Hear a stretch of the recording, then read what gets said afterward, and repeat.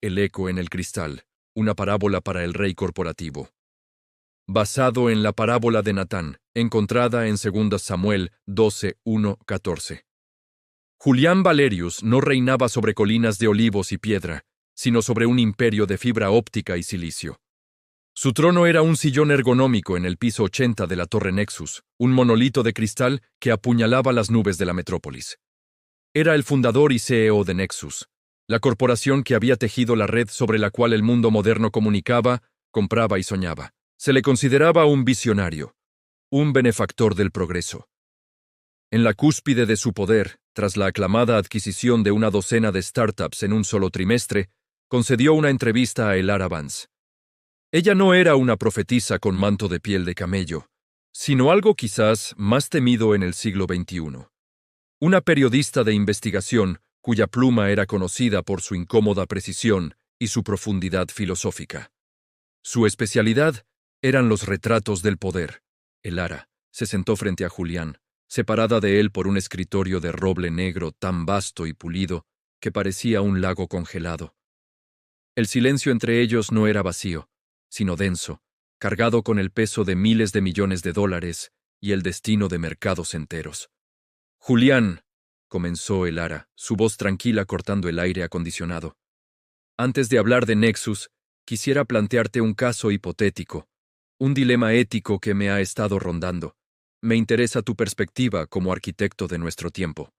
Julián asintió, una sonrisa condescendiente, apenas esbozada. Le encantaban los dilemas éticos. Eran gimnasia mental, una forma de demostrar que su intelecto no solo era poderoso, sino también justo. Imagina, dijo Elara, a un viejo chef en un pequeño barrio. No tiene una cadena de restaurantes, solo una pequeña trattoria. Durante décadas ha perfeccionado una sola receta, un plato que es la culminación de la historia de su familia y el trabajo de su vida. No es solo comida, es una narrativa, un legado en un plato. La sirve a sus vecinos, a un puñado de personas que aman la autenticidad de su creación. Es lo único que realmente posee, su joya, el alma de su negocio. Julián escuchaba, con los dedos entrelazados sobre el escritorio. La analogía le parecía pintoresca, casi infantil. Ahora, continuó Elara, imagina a un conglomerado gastronómico global, un gigante con cocinas industriales y ejércitos de mercadólogos. El CEO de este conglomerado prueba el plato del viejo chef. Queda fascinado, no por su alma, sino por su potencial de mercado. El gigante podría comprar la receta, incluso el restaurante, y honrar al chef, pero eso sería lento e ineficiente. En cambio, envía a sus químicos de alimentos, analizan la receta, la deconstruyen hasta sus componentes moleculares y la replican. Crean una versión de bajo costo, diseñada para la producción en masa, capturando el sabor superficial pero perdiendo toda la esencia. Lanzan este nuevo producto con una campaña de marketing multimillonaria. Lo llaman Sabor Tradición. Inunda los supermercados, se vende en franquicias de comida rápida. En 6 meses, la pequeña trattoria del viejo chef está vacía. Su creación, su legado, no solo ha sido robado, sino que ha sido vulgarizado, convertido en un eco sin fuente. El viejo chef lo pierde todo. Mi pregunta es, Julián, ¿qué opinas de la acción de ese CEO? Julián frunció el ceño, adoptando una pose de profunda reflexión moral. Lo que describes, Elara, es una barbarie, sentenció con voz grave. Es el epítome de la depredación corporativa, el poder sin conciencia. Ese CEO no es un innovador, es un caníbal. Destruyó el valor real, la autenticidad, para crear una ganancia vacía. Es una violación fundamental, no solo de la ética empresarial, sino del espíritu mismo de la creación. La grandeza no se construye sobre las ruinas de la pasión ajena. Es una acción deplorable, injustificable. Su condena resonó en la silenciosa oficina, rebotando en los cristales que reflejaban su propia imagen. Elara permaneció inmóvil por un momento, dejando que las palabras de Julián se asentaran en el aire. Luego, con una calma quirúrgica, deslizó una tablet sobre el oscuro escritorio. La pantalla se iluminó, mostrando el logo de una pequeña aplicación que había sido noticia fugazmente hacía 8 meses. Ágora 2.0. Hace un año, dijo el Ara, su voz ahora despojada de toda hipotética, un pequeño equipo de 3 desarrolladores, liderado por un joven llamado Leometric, lanzó Ágora 2.0. Era una plataforma modesta. Su única y brillante función era un algoritmo que fomentaba el diálogo civilizado y profundo, basado en la empatía. Era su única receta, el trabajo de sus vidas, diseñado para conectar a la gente de verdad. Tenían una pequeña comunidad de usuarios que la amaban por su autenticidad. Julián miró el logo en la pantalla. Su mandíbula se tensó imperceptiblemente. Nexus la notó, continuó el Ara. Pudiste haberla comprado. Pudiste haber contratado a Leometric y a su equipo. Pero eso hubiera sido lento. En cambio, tus ingenieros de la división Conexión Social la analizaron, replicaron su arquitectura central y la integraron en la última actualización masiva de la red Nexus. La llamaste Nexus Dialogue. La lanzaste con una campaña global. El Ara levantó la vista del tablet y miró directamente a los ojos de Julián. El reflejo en el cristal parecía superponer sus rostros. En 6 meses, Ágora 2.0 quedó obsoleta y cerró. Leometric y su equipo lo perdieron todo. Su creación no solo fue absorbida, fue trivializada en una función más de tu vasto imperio. El silencio que siguió fue diferente. Era un abismo. Las palabras de Julián, su juicio elocuente sobre el CEO ficticio, ahora colgaban en el aire como una soga. Tú, dijo el Ara, su voz apenas un susurro pero con el peso de una sentencia, eres ese hombre. El silencio que siguió no fue un vacío, sino un estruendo interior. El yo de Julián, esa construcción monolítica y autocelebratoria erigida durante décadas, se agrietó. Por un instante, el mundo exterior se disolvió. Las luces parpadeantes de la ciudad abajo dejaron de ser un reino a sus pies para convertirse en un mar de infinitas posibilidades aniquiladas, un cementerio de ágoras y tratorías anónimas, cuyas lápidas nadie leería jamás. Su mente, un mecanismo entrenado para la justificación, entró en un espasmo dialéctico. La tesis de su vida: soy un visionario, esto es progreso, la evolución no pide permiso. Chocó violentamente con la antítesis que acababa de pronunciar.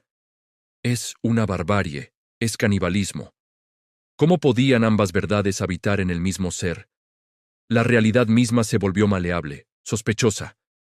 ¿Era el progreso la coartada de la depredación? ¿Era la innovación simplemente el nombre elegante que le damos al robo eficiente? Su fragilidad emocional, oculta bajo capas de poder y éxito, quedó expuesta de golpe. No sintió remordimiento, no todavía. Sintió algo más primario y aterrador, la desintegración del ego. El yo que se sentaba en esa silla, que había construido un imperio. ¿Era el arquitecto que se había descrito a sí mismo 1000 veces, o el ladrón que acababa de condenar con tanta elocuencia? La horrible síntesis comenzó a emerger. No eran 2 personas. El genio y el depredador no eran 2 caras de una moneda. Eran la misma y única aleación. Su visión se alimentaba de la ceguera de otros. Su construcción, de la demolición. Julián Valerius no respondió. Por primera vez en décadas, el visionario no tenía nada que decir. Su imperio de cristal, de repente, se sentía como una prisión. Cada superficie reflejante mostrándole no a un rey, sino a un ladrón. El eco de su propia condena era el único sonido en el vasto silencio de su poder. Un recordatorio filosófico y brutal de que se puede conquistar el mundo entero y, en el proceso, perder el único plato, la única receta que da alma al banquete. Parábola de Natán. 2 Samuel 12, 1, 14. La parábola de Natán es una de las narraciones más magistrales y psicológicamente astutas de toda la Biblia. Su poder no reside en una enseñanza abstracta, sino en su brillante estrategia para desmantelar las defensas de un hombre poderoso y forzarlo a confrontar su propia transgresión. A continuación, se desglosa su análisis en puntos clave. 1. El contexto, el pecado oculto del poderoso. El rey David, una figura de inmenso poder y autoridad espiritual, ha cometido un doble pecado grave: adulterio con Betsabé y, para ocultarlo, el asesinato de su leal soldado y esposo de ella, Urías elitita. David ha usado su poder para tomar lo que quería y para eliminar las consecuencias. Para cuando el profeta Natán se presenta ante él, David vive en un estado de autoengaño, protegido por su propia autoridad y habiendo silenciado su conciencia. 2. La estrategia. El caballo de Troya. Narrativo. Natán no acusa a David directamente. Una confrontación directa contra un rey autocrático podría ser desestimada o castigada con la muerte. En su lugar, emplea una parábola, una historia aparentemente ajena sobre una injusticia social. Un hombre rico representa a David, quien tiene todo lo que podría desear: muchos rebaños, es decir, esposas y concubinas.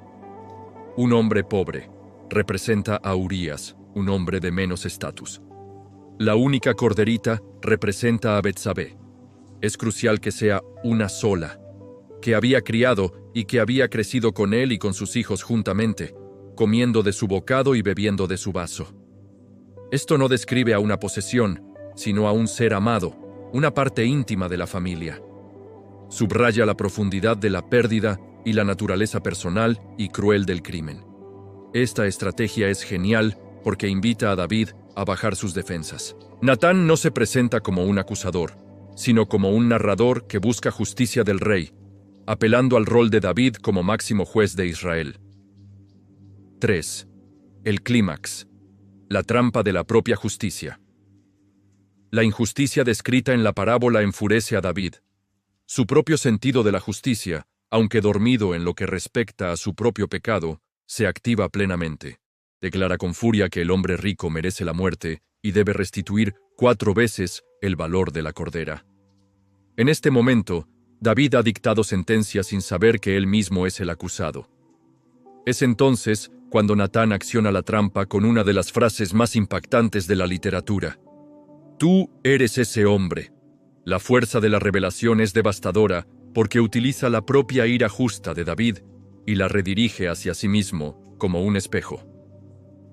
4. Temas y significado. Abuso de poder. La parábola es un comentario atemporal sobre cómo el poder sin control corrompe, llevando a la cosificación de las personas y a la creencia de que se tiene derecho a todo. La ceguera del pecado. Demuestra cómo la racionalización y el autoengaño pueden cegar a una persona ante la magnitud de sus propias faltas. David era ciego a su crimen hasta que lo vio reflejado en las acciones de otro. La función profética y el arte.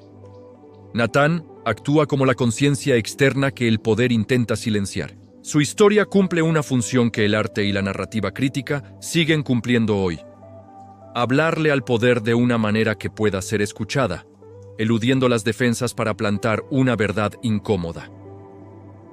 Rendición de cuentas.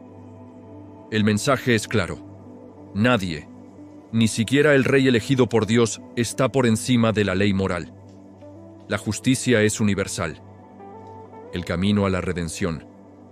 Aunque la confrontación es cruda, su propósito no es solo condenar, sino abrir la puerta al arrepentimiento. La parábola es el catalizador que lleva a David a un profundo arrepentimiento, inmortalizado en el Salmo 51. Crea en mí, oh Dios, un corazón puro. En resumen, la parábola de Natán es un extraordinario ejemplo de retórica, psicología y valor moral. Su genio radica en el uso de una narrativa empática para obligar a un hombre poderoso a juzgarse a sí mismo, demostrando que la verdad, a veces, necesita de una historia para poder ser vista. Si te gustó el video, haz clic en me gusta, compártelo y suscríbete al canal para más contenido. Bendiciones.